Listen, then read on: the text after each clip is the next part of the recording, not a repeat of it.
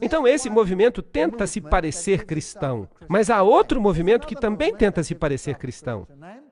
O movimento mórmon. Os mormons se chamam a si mesmos de santos de Jesus Cristo dos últimos dias. Aqui temos o nome de Jesus Cristo sendo usado de novo. E toda a informação desta religião vem de um anjo chamado Moroni. Eu não quero nem fazer piadas com esse nome. E aqui está uma representação na qual ele está em pé em cima do globo, tocando a sua trombeta. Aqui temos uma típica igreja mórmon, sem janelas, como as lojas maçônicas, que também não têm janelas. E o fundador do movimento mórmon não é ninguém outro senão Joseph Smith. E Joseph Smith era um maçom de grau 33. E o que isso diz a você? Quem era o Deus dele? Se ele era um maçom de grau 33, então o Deus dele era Lúcifer.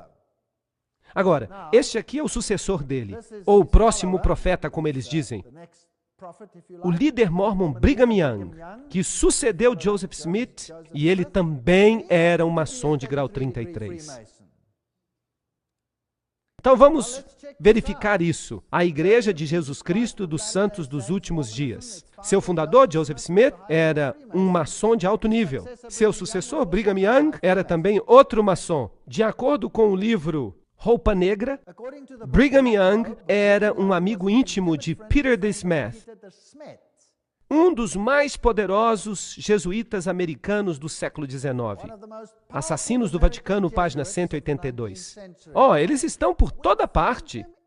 Mas eles não se sentam na fila da frente. Eles gostam das últimas cadeiras, para que não sejam descobertos. Aqui está Joseph recebendo do anjo Moroni os tabletes de ouro, com esta nova doutrina. Bem, eu não vou ficar falando de mim mesmo. É sempre bom a gente ver o que eles mesmos escreveram. No livro História da Igreja, está escrito: à noite eu recebi o primeiro grau da maçonaria na loja maçônica Nauvoo, que se reuniu num escritório comercial. Eu estava na loja maçônica e subi mais graus. Então aí você tem, direto da boca dos mormons. Isso não pode ser negado. O mormonismo foi iniciado pela maçonaria sob o controle de quem? Dos jesuítas, é claro. Agora, qual seria o principal motivo de começar uma organização que controla pelo menos um estado dos Estados Unidos? E que, junto com a maçonaria, controla todo o programa espacial? Porque todos que já foram ao espaço, ou é maçom, ou é mormon. Um dos dois. E é muito interessante que essa organização também tem o maior banco de dados sobre as pessoas do mundo. Eles sabem tudo sobre quem é você. Quem são seus pais, onde você viveu, o que você fez. Eles sabem cada detalhe da sua vida. Eles têm um banco de dados. E esse banco de dados vai se tornar muito importante um dia em relação a compras e vendas e sobre quem é que vai ter direitos na nova dispensação. Por isso, eles realizam uma obra muito importante para a ordem jesuíta. Se você olha para os mormons, eles têm os mesmos rituais dos maçons. Eles se cumprimentam com apertos de mão, um pouco diferente, como vocês percebem. Eles têm apertos de mão secretos. Eles têm uma parafernália que acompanha esses apertos de mão. E aqui está o seu principal templo na cidade de Salt Lake. E vocês percebem que é um lugar bem fechado. E quando você vai lá e você observa, você percebe o olho que vê tudo com um aperto de mão maçônico. Você vê a lua, o símbolo de Baal Haddad, o sol, os pentagramas de cabeça para baixo.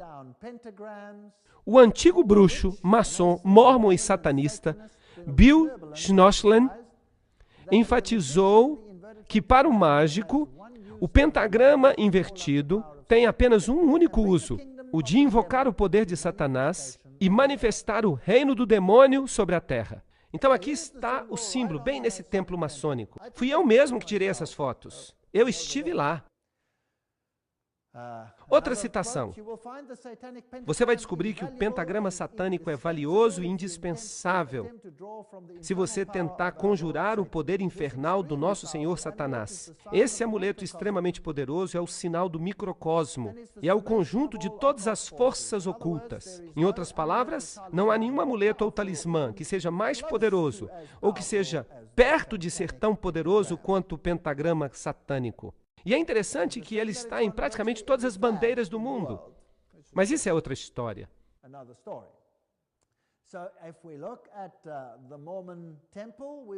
E nós vamos encontrar todos esses símbolos de cabeça para baixo no templo mórmon.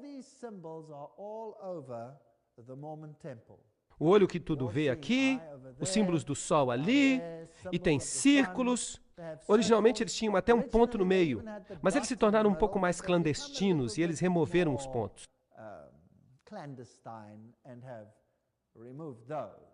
Em outras igrejas no mesmo local, você vai encontrar a estrela de Davi e todos os detalhes do mormonismo. Aqui temos a restauração do sacerdócio arônico. Eles dizem que eles têm o sacerdócio de Arão. Agora, por falar nisso, isso é uma blasfêmia. Porque quem é que tem agora o sacerdócio para sempre?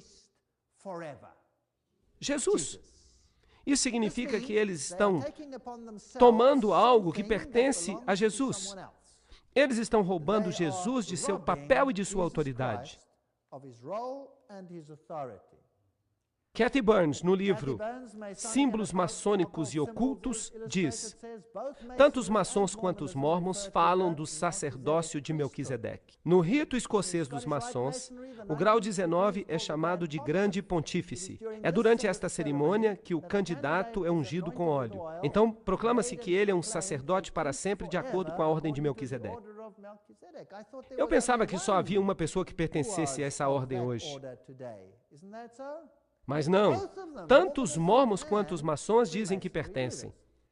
Hebreus 5, 5 e 9 nos diz, contudo, que Cristo não se glorificou a si mesmo para que fosse feito sacerdote, mas ele foi chamado de Deus, sumo sacerdote, de acordo com a ordem de Melquisedeque. Mas os ocultistas, os mormons, os maçons, eles se glorificam a si mesmos, e eles tomam sobre si mesmos a honra do sacerdócio que foi dado a Cristo apenas. Então, quando eu dei o título a esta palestra de Massacre Total, você percebe que todo mundo lá fora está tentando roubar Jesus de seu poder e de seu sacerdócio. Aqui está a sala do coral, lá no Tabernáculo dos Mormons. Esta aqui é a sala do coral no Tabernáculo dos Mormons. É aqui que o coral dos Mormons canta. E canta muito bonito, não é verdade? É a música mais maravilhosa que você pode imaginar. Eles são famosos por causa dessa música. Mas o que você tem que entender é que, no satanismo, você pode chamá-lo também de Cristo. Porque Jesus significa Josué. E Josué significa Jeová Salvador. E Lúcifer se atribui o mesmo título. Então você pode cantar essas lindas músicas para outro espírito, dependendo de a quem você esteja obedecendo. E é claro, muitos desses pobres mormons não têm a menor ideia, porque no mormonismo também há graus. Você tem os iniciados embaixo, mas você também tem graus mais elevados. Então, os graus baixos não sabem nada. Por exemplo, essas freiras aqui que saem e ficam falando para as pessoas, dizendo coisas maravilhosas que elas leram, elas não percebem o que elas estão dizendo. E se você olhar para os prédios dos mormons, puxa vida, eles são impressionantes. O dinheiro não é um problema para eles. Mas e a doutrina mormon? Vamos dar uma olhada rapidamente na seção 27, Doutrinas e Concertos, no verso 11. Os mormons ensinam que Adão era Deus. No Jornal dos Discursos, volume 4, página 53, um escrito oficial da Igreja Mórmon, está escrito que os pecados só podem ser expiados pelo sangue. E o que isso quer dizer? Isso não é bíblico. No livro de Mórmon, Alma 7:10, diz que Jesus nasceu em Jerusalém. Isso não é bíblico. É um detalhe, mas é irritante. Jornal dos Discursos, volume 2, página 81 e 82. Cristo se casou com Maria, Marta e outros. Isso aí lhe dá uma ideia da razão por que eles podem ter mais de uma esposa, não é verdade? Eles negam a expiação, nós estamos passando pelo mesmo ritual de novo. Uma das doutrinas mais perniciosas defendidas pelo homem é a doutrina da justificação pela fé, que entrou no coração de milhões desde a Reforma. Foi o próprio Joseph Smith que escreveu isso em A Restauração de Todas as Coisas, página 192. Isso não parece semelhante ao que Westcott e Hort disseram, sim ou não? Bem, este é um ensinamento maçônico, e a Igreja Mórmon nada mais é do que uma fachada para a maçonaria, que se faz passar pela religião de Jesus Cristo. O livro de Mórmon, em Nefi 2, 22 a 25, diz: Adão caiu para que os homens se levantassem, e os homens se levantaram para que pudessem ter gozo. Então, Adão caiu para que os homens tenham gozo? Isso é interessante.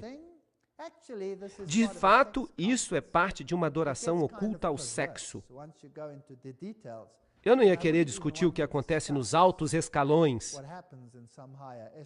mas o ponto-chave, o que basta dizer é que se um mormon morre, ele tem um monte de virgens lá em cima para mantê-lo ocupado, do outro lado.